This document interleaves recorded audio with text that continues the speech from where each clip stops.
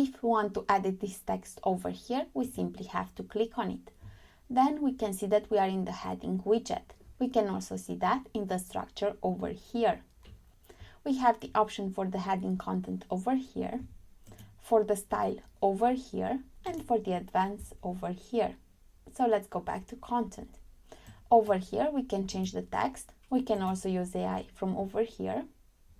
For example, let's translate it to Greek and use this text. We can paste a URL over here in order to link this text to something. We can click on this wheel over here in order to open the URL in a new window. We can also use dynamic tags in order to link to an internal URL. Then by clicking over here to the type content and then searching for a different page and clicking on it. Now, when someone clicks over here on this text, they are going to be taken to the page blog. We can always click on this X over here in order to not have the URL. And we have the HTML tag from over here. Then by going to style, we have the alignment, like so. The typography, we can use global typography from over here or custom one from over here. We have font family from over here. The size from over here. The weight from over here. Transform, capitalize, lowercase, uppercase, and so on. Style like italic.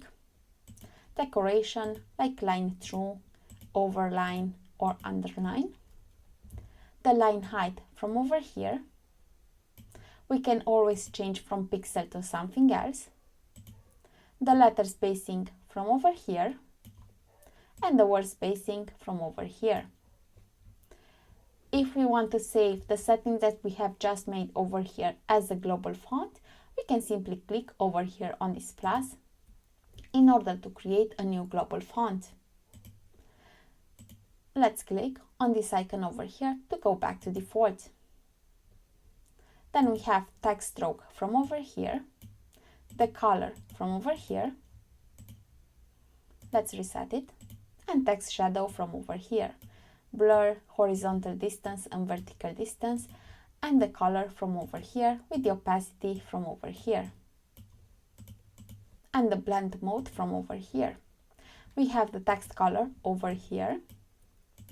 And we can choose a different text color for the hover state, like so. And the transition duration from over here.